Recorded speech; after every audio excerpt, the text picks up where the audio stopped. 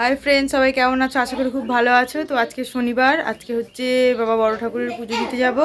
তো ঠাকুরের লিস্টে যা যা ছিল কিছু জিনিস এখান থেকে পেয়েছি, আর কিছু পাইনি, সেটা আমতলায় এখন কিনতে যাচ্ছি। তো আমার হাজব্যান্ড যাবে এখন অফিসে, তো ওর সঙ্গেই চলে যাব, গিয়ে আমতলা থেকে বাদবাকি যেগুলো পাইনি সেগুলো সব কিনে নিয়ে আসবো। তো তোমরা দেখতে থাকো।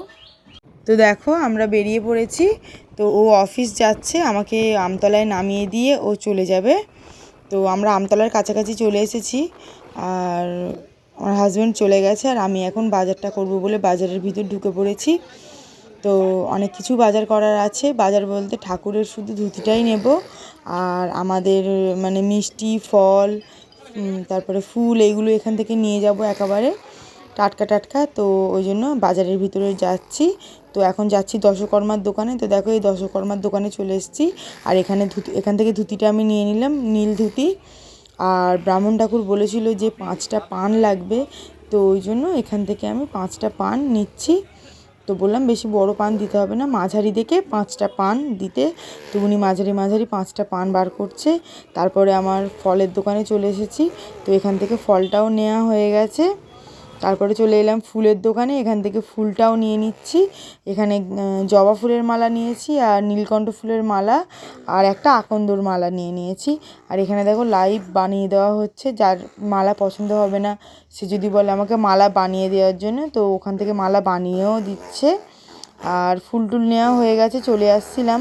তো দেখলাম পেয়ারা জামরুল বিক্রি হচ্ছে লাল লাল, তো ওটাও নিয়ে এখন অটোয় বসে পড়েছি বাড়ির দিকে যাওয়ার জন্য। তো ফ্রেন্ডস, বাজার হয়ে গেছে, সবে বাড়িতে এলাম। খুব কষ্ট হচ্ছে, একদম গলা শুকনো হয়ে যাচ্ছে। সকাল থেকে জল টল কিচ্ছু তো খাওয়া নেই ওই জন্য।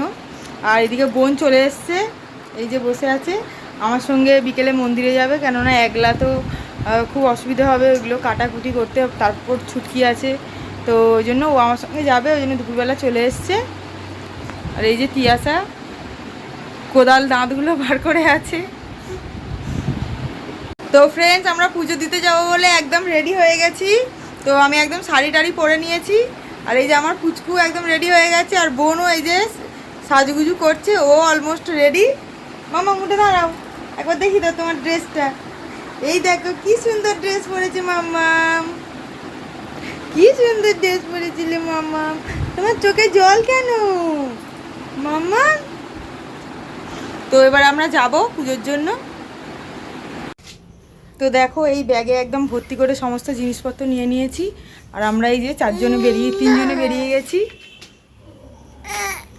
দেখো মিষ্টিটা বাকি ছিল, তো আমরা চলে এসেছি মিষ্টি দোকানে, মিষ্টিটা নিয়ে আর এখন যাব পুজোর দিকে। আর তিয়াসা তো বাড়িতে নেই, ও ঠাকুমার সঙ্গে গেছে, ঠাকুমার বাপের বাড়িতে। আর এখানে দেখো চলে এসেছি, এখন আমি বসে পড়েছি। আর ব্রাহ্মণ ঠাকুর এখন পুজো করছে, যারা আমার আগে এসছে তাদের এখন মানে পুজো করাচ্ছে। আমি ওই জন্য সাইডে বসে আছি। দেখো ব্রাহ্মণ ঠাকুর এখন পুজো করছে, আর তারপর আমরা শিরুনিয়ে দেবো অল্প করে। তো ব্রাহ্মণ ঠাকুর বললো যে সবগুলো বের করতে, ওই জন্য ব্রাহ্মণ ঠাকুরকে সব কিছু ভালো করে বের করে দিয়েছি। ব্রাহ্মণ ঠাকুর এখন দেখো এখন শিরুনিটা মাখছে।